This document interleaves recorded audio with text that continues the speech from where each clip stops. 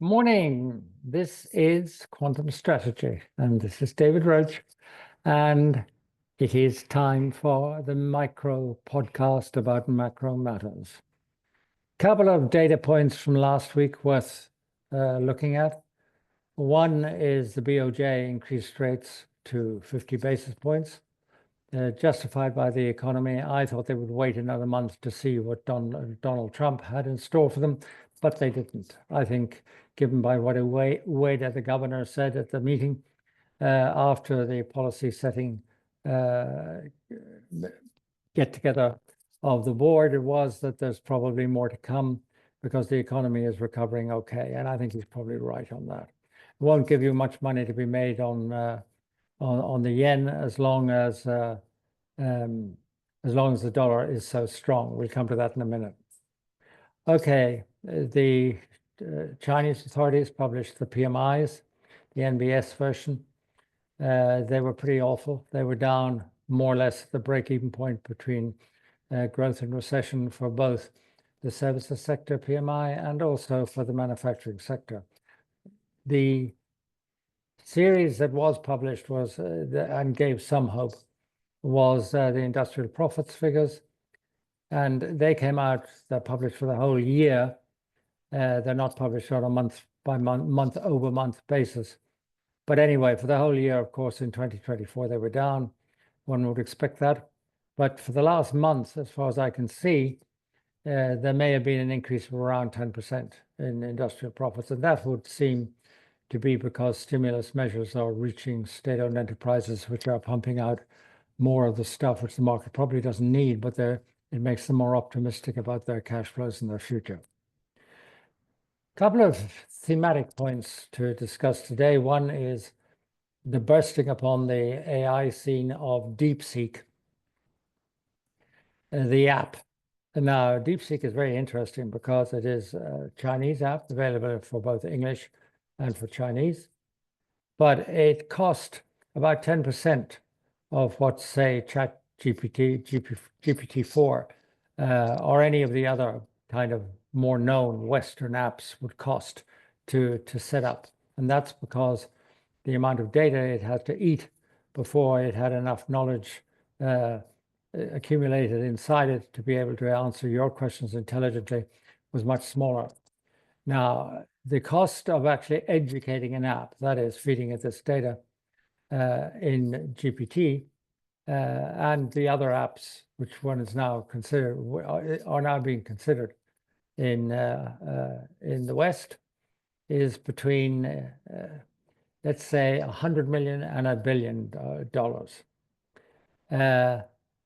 This app, DeepSeek, costs 10 million. So that is highly disruptive. It can achieve the levels of performance that are claimed, which is that it does the job of the more expensive types of apps more efficiently and gives a better quality response. Now, so far, that seems to be borne out by the tests carried out on it. So if so, it's a major disruptive event because not only is it cheaper to set up and delivers a performance which is the equivalent or better than its peers, but it also uses much less electricity. So it could disrupt all the extrapolations of electricity demand, which of course underpin growth in anticipated growth in utility earnings, electricity generation investment, networking, and of course, not to forget new energy sources to supply that electricity. It's one worth watching. So the name is DeepSeek, and you'll be hearing a lot more about it. It also has an interesting possible geopolitical implication. If China can come from behind with an app created like this, which then delivers with a less sophisticated chip, let me add, the same performance for much less capital investment and much less electricity and energy usage of a widget which nobody expected to exist the week before last, then it is not impossible that cut off from Western technology, China is capable of developing its own technology on a wider front, coming from behind like this app did, like DeepSeek did, and surpassing the performance of the West. So in other words, the whole regime of sanctions and cutting China off from high-tech chips would backfire in actually making China more self-sufficient and more creative. And if that was the case, then of course it would be the US which would be behind and China would be ahead, with enormous geopolitical implications stemming from that. I don't say that's going to happen. DeepSeek may be a one-off event, but I'm saying if it was not a one-off event, then it would have a lot of implications for the pecking order in geopolitical matters worldwide. Worth thinking about. Okay, now Trump had his first week in office, and it was, as expected, highly disruptive. So there seems to be two main trains of activity which are trundling along there. One is tearing up existing alliances and kind of making other countries hostile to the US. If that proceeds, I would remind my listeners that alliances are the cheapest and most efficient economic tool to maintain a liberal world order that we know of. And the reason for that is because an alliance reduces the military cost of policing the world by sharing that burden with nations of similar aspirations and shared values. It is also the cheapest way to spur global growth, because if you agree with your neighbors, your tariffs come down, more demand is created, and more investment is created worldwide. Tearing up those alliances is going to put economies behind walls, and alliances are going to be replaced with a few bilateral agreements here and there.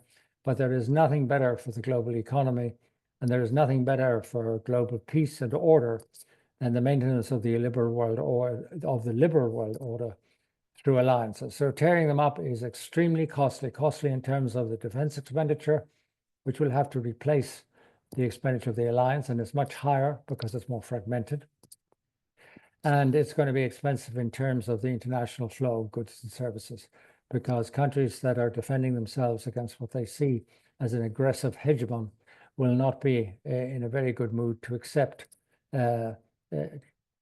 impediment-free trade on a global scale.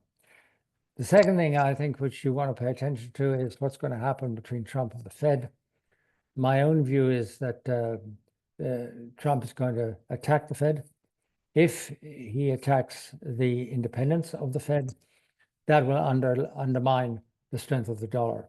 Nobody wants to own a currency where the political head honcho of the day can put in some guy, probably a golfing buddy, who has as much knowledge of monetary economics or monetary policy as the head honcho himself has, and then starts to print money to satisfy the head honcho's objectives and desires.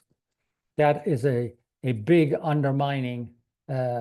It's actually a landmine for the independence of central banks and for the currencies involved. Watch that one very carefully, because even if it is only 20% probable that a major attack on the American central bank, on the US Federal Reserve, would be successful in changing its mandate or watering down its policies, that would have a quite really disproportionately big effect on the value of the dollar, because the value of the dollar is faith in the independence of the central bank and faith in the management of the currency by the US authorities. Don't touch it. But if it is touched and it looks like being damaged, watch out. Everybody has long dollars, and then there's only one way for that bet to go.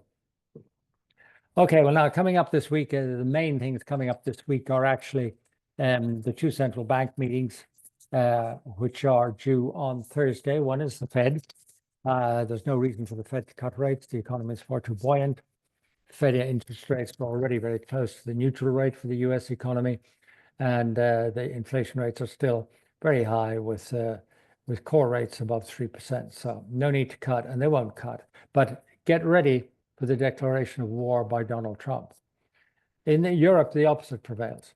There'll be no interference with the central bank, of course. And in addition to that, the European economy has a neutral rate, which is probably 1.5 to 1.7% at best, compared to the Fed, the US economies, say 4% neutral rate. So there's plenty of room for the ECB to reduce rates, and they will be reducing rates because they need to, because all of the news, bar a small blip in the latest PMIs coming out of Europe,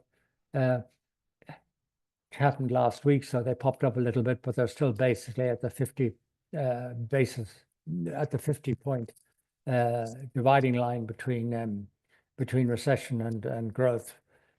The European economy in general is extremely weak and confronted by rather insuperable